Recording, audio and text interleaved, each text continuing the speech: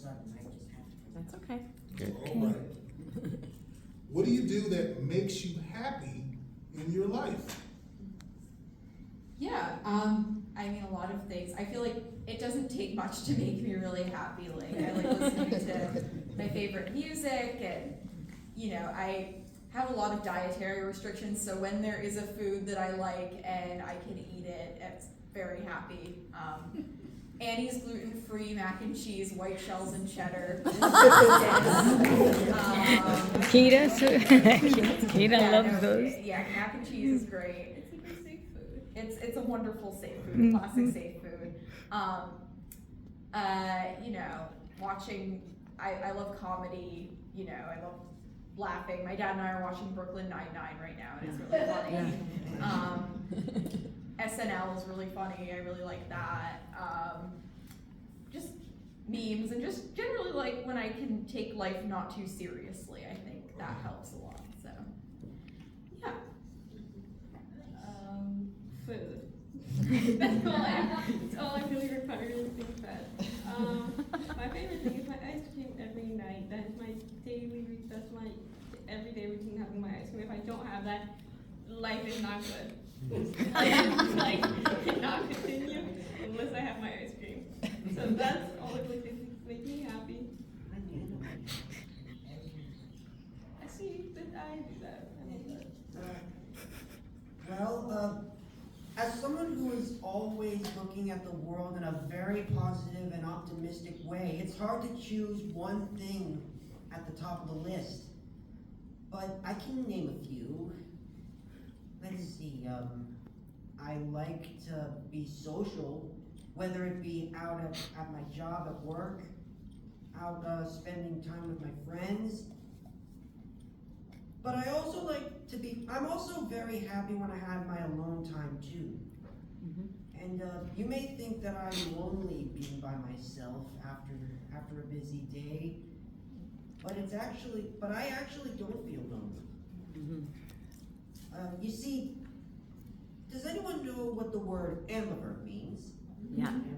It's a balance between being extroverted, very talkative, or introverted, not so talkative. I'm in the category of ambivert, which means I like to be social and talk with people, but after being social for a decent amount of time, I have to rely on my alone time too, to charge my social battery. I'm sure a lot of you in here can relate to that. And I like to go to the gym and work out. I mean, I said that a couple of times already, but It's all right. feeling good makes me happy too. Yeah. There are lots of things out there that I have that I don't have to ask for anything else. Yes, I mean, what more can I ask for? Yeah, so he's so sweet. For like what makes me happy is going to bother my sister. I love to just kick open her door and say something out of pocket and random and then walk away and go back to my alone time. That is my favorite thing to do, and it makes me happy. And that's another part of my everyday routine is bothering her. At least once. And one in some way it needs to be done. You're doing it out of love. Yep. Outstanding. All right. What brings you the most joy or satisfaction in your life at this time? And what might you envision going forward? Yeah, at this point in my life, the job I do, it's really tiring, but it is so satisfying when I can help people. So, for example, right now, the biggest thing that the organization I work at, the biggest thing we do is we do free tax preparation for low-income families in the pediatric clinic, so that we can help them get their tax refunds, and it's literally putting money in their pockets. And so when I'm able to, like, I remember the first week of the tax site, it was like I was able to give one parent like $10,000 back in tax refunds. She was a single mother with 3 kids, and that was like it was like I think she made something like $14,000 last year, and so because of the tax credits that you can get from having young children and from working but not earning a ton of money, like she got like $10,000, and I was able to help with that, and that was just so satisfying. And then also, and then year-round we help families with infants access food stamps and WIC and paid family leave and other like support services. And so when I'm able to get a family one of those services, that's also just really satisfying. So I would say just being able to help people in that way at my job. And to answer the part of the question about what will make me happy in the future, I mean, I want to, help to make changes so that, fewer people depend on that once a year payment of tax credits that they may or may not get, or like just making society like more equitable and so that everybody gets what they need.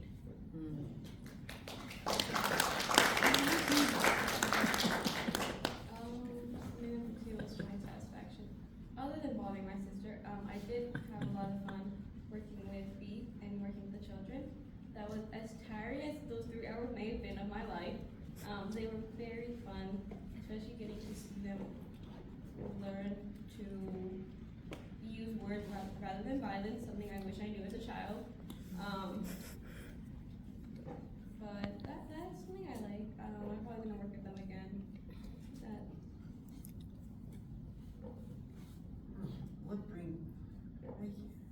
I'm basically gonna answer the previous question. Let's see, what brings me the most joy or satisfaction in my life? Well, lots of things. I can go on and on about it. But I guess just being in good health, knowing that there are people around me who love me and care about me, knowing how to get through my day, this diagnosis and all. I can't think of a single thing I can't think of just one thing. Like I said, there's lots of things. I mean, in spite of my autism, I'm able to live independently. That gives me joy. As a grown adult, something that I wasn't sure I had the confidence to do. But over time, it got easier and easier.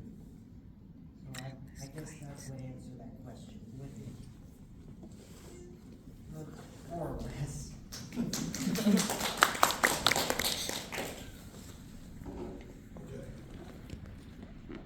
Many who have ASD struggle with social connections. What strategies have helped you build and maintain friendships? Let's ask that part of the question first and come back. Build and maintain friendships. Yeah, so it was definitely something, as I've gotten older and I've been able to have more control over the environments that I'm in and the people that I'm around, like when I'm able to put myself in spaces where people are accepting of differences and, where people are quirky and, okay with people being different. I would say those have been the most successful social situations. I went to Clark University for college, and there was a lot of people. One of my friends in the audience right now, Catherine, hi. She's awesome. And she's second row all the way to the left from Catherine. And just like people who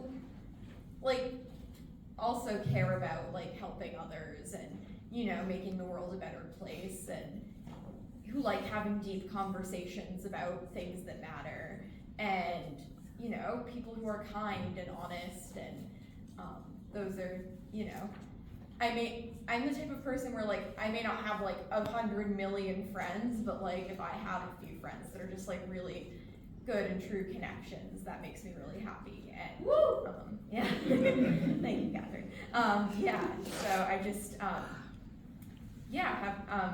I would say putting myself in spaces where people are accepting of all kinds of different people is what has helped me make friends, because those people tend to be in those spaces tend to make really good friends. So This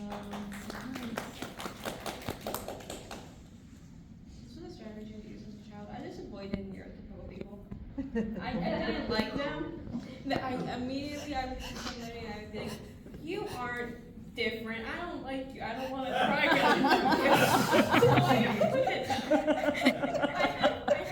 currently I have like 3 neurotypical friends. And I only tolerate them because they've surrounded themselves with neurodivergent people their entire life. So I'm okay with them. Most of my friendships currently are like, I will talk to you once a year, and our conversation will be like 9 hours long. It's like, here's something that happened in the past 9 months. Enjoy. Enjoy that information, and then I'm gonna go tip again. I can go back to doing stuff. Although I do have to appreciate peers because they've helped me with my socializing people in person. I still hate that. I still hate having to leave my house. Not enjoyable whatsoever. I feel like I get to dress up pretty. That's the only excuse I have. See, I don't like Zoom. I don't like calls. Dress up for yourself. See, that too.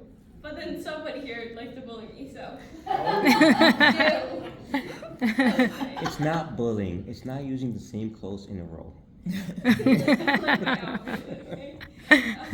It's not having a uniform. Yeah. But yeah, those are my type of friendships. I like talking to people, but it's like not as often, and when we do, it's really deep. Also, cannot stand social. I cannot stand small talk. I wish that idea would burn it out because it's more. I don't need to know your favorite color. Wear glasses. That's not important to me. I don't care for it. I'm sorry. I want to know your opinion on social situations with people rather than your favorite color. I'm sorry. I can know that 4 years from now rather than right now.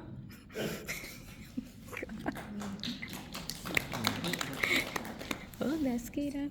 Create a monster. Oh, yeah, Well, throughout my years, as I grow more aware of my autism and my strengths and challenges, that's the elephant in the room for this question. I guess one strategy, well, actually, I've learned, if it wasn't for Dr. Chu's peers program, I never would have learned how to have a proper conversation when asking a question and letting the other person answer it, and then answering your own question. Like, for example, if, let's say Drake there was to ask me 3 questions in a topic like, what's your favorite color? I would say, I don't have one, but I do like red, yellow, and blue for some reason. And if Maisie were to ask me another question relating to that, like, what color do you like to use when you draw or paint? I would say any kind of color.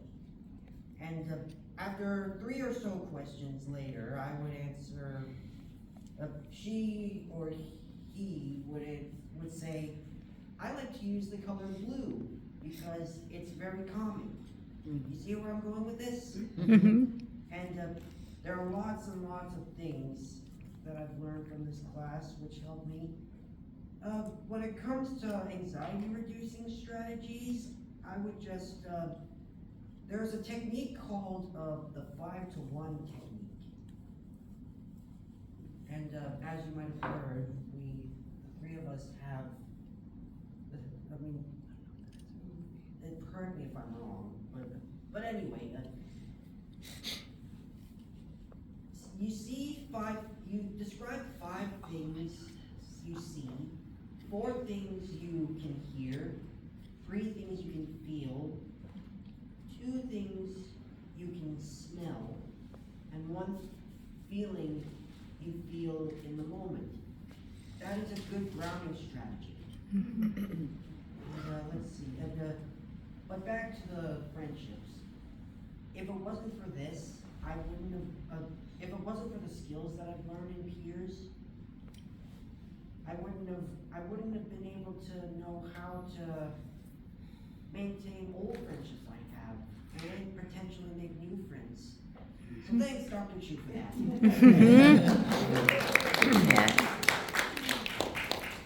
And I hope I didn't go on. Not such thing. Yeah. No such thing. Let's see, what else? Well, in that Or there was a second part to the Yeah, I'm question. gonna ask the second part of the same question, which is if you think, not just the tools, but the connections and what's meaningful when you look at some of your closest friendships or just even loved ones, what stood out? What's been most important there? I would just say just not feeling alone. I think it really like it's not a great feeling to feel like, you know, no one else gets you or understands you. And so I just love like knowing that like I have people who love me and understand me and care about me, and that's I think the best part of, you know, having friends and, you know, just to share things with and enjoy. And yeah, I think, you know, life is about finding people who you connect with and, you know, enjoying their company and like helping them and they help you in other ways. And yeah, no, I think I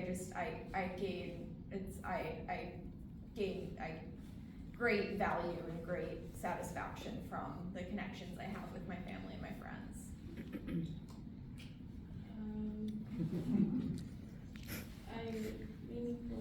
I appreciate the fact that I can just exist with them and my parents and just not have to say anything or do anything. I just exist, and I like their love like more than anything.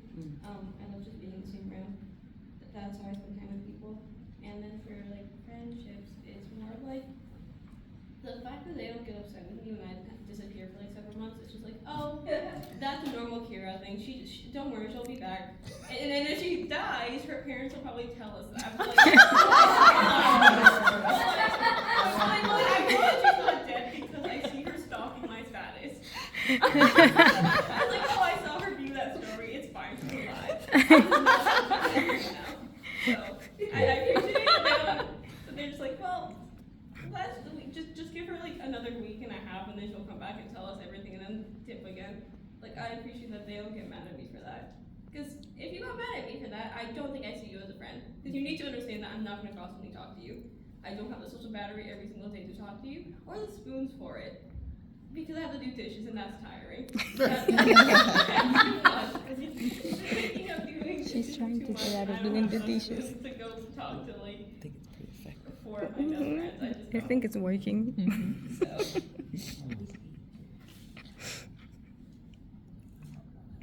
Okay. Well, well,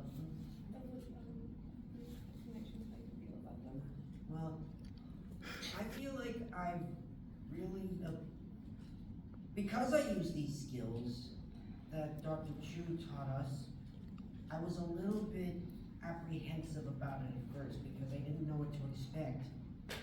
When I first attended, I could sense that I could sense that it was I would have tabs put on me. But then as I listened to the skills, I mean, just the fact that I'm able to listen to these skills and just it's not easy to do because you're just not used to them. Mm-hmm. But as time went on, I mean, I use these skills mostly at work. But I feel like because I learned these skills, I feel like I have socially matured along the way. There may be some hurdles that I may have to get over in some situations. And hey, there's hurdles in every journey. Mm-hmm. And just and if you need to just here's one thing that I've learned from my twin brother. Yes, I have a twin. I'm a minute younger than he is. It's not bad. Yes, anyway, it's important to understand the strengths you have, but it's equally as important to be aware of the challenges you have. And if you're aware of those challenges, you need to find the people who are able to help you get through those challenges. Yes. Mhm. And it may be a different ride it may be different for anybody, because no autistic person is alike. Mhm. And they still support you and love you. You just need to find the right help. Mhm. And I'm very grateful that I've had a lot of support in my life. From an aide, to a job coach, to a social skills teacher. Yeah. Great. And I guess that's how my skills have improved. Yes. And I feel Thank you all. That concludes the scripted questions we had. So we're at the end. I just wanted to thank the panelists again. I also wanted to see if any of you would like to share any last thoughts or any last statements you want to share to our audience with the theme in mind, moving past awareness, thriving, and acceptance.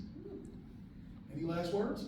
Yeah, I would say I've actually been doing a lot of reading on this because there's a lot of like discussions online of like, it's Autism Awareness Month, no, it's Autism Acceptance Month. And I think what I agree with most is that we need both, and that, you know, it really depends on the situation. And, you know, like in some contexts, like people are already aware of autism and can move past that to acceptance and thriving. But, you know, it's still important because, you know, in too many parts of the world, there's just not as much, like people just don't know what autism is. And the first step is that awareness. And so I don't think it's an either or thing. I think it's a both and thing. I think like people need to be more aware of like, and also not only just autism in general, but just all the different ways it can manifest, and, you know, all the different kinds of people who can be autistic, and, you know, which, you know, the answer to that is anybody from any kind of person, like anyone, like people of all identities can be autistic, and like not stereotyping people, and, you know, just recognizing it is a spectrum, and the spectrum is broader and wider, and like it's just like people need to know like how many different ways there are to be autistic, and like we need to raise awareness of that, and then so that we can kind of move forward and accept that everyone's different, and that even like there's differences among autistic people. And yeah, all of that is to say awareness and acceptance and thriving and all of the above. I don't think it has to be an either or thing.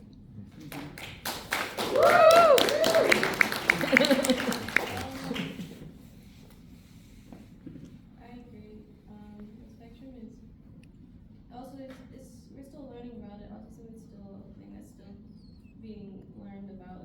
I don't think there's a point where we don't where we learn everything. I think it's going to always cause us to want to know more about it. And you do have to kind of accept that every autistic person, when you meet an autistic person, you've met one of them. There's millions of us that exist, and everyone has their own different story. Sure, we all go through similar experiences, but the way we process those experiences are all different. But I've gone through, and how I process it is entirely different from how these two have. It's lovely. I love these two humans. They're great. They're amazing people. Thank you for the compliment.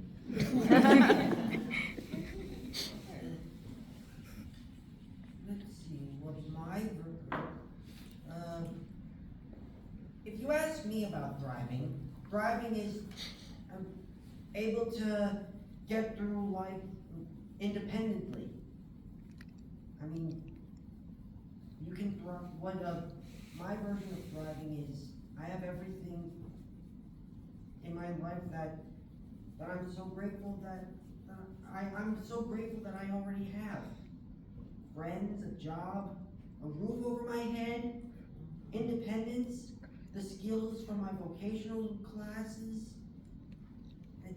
I'm in a very good situation here. But but if I were to give another piece of good advice on thriving, just be happy with what you have. Don't fret about what anyone else thinks about it. Just what makes you a happy, thriving human is what counts the most. Wow, there's so much insight. And nobody should treat you like a different person because of it. Okay, so that can conclude all of the scripted questions. I think we can take a couple minutes and just see if there's any questions from the audience that's directed at any of our panelists. Sure, in the back. I was just wondering, I know that this is a controversial topic in certain parts of the autism community, but do you guys, if yes or no worries either way, have opinions on applied behavioral analysis therapy? Yeah, that's a loaded question. That's a big question. It's a huge question. I honestly don't think about it as much. It's definitely, An option.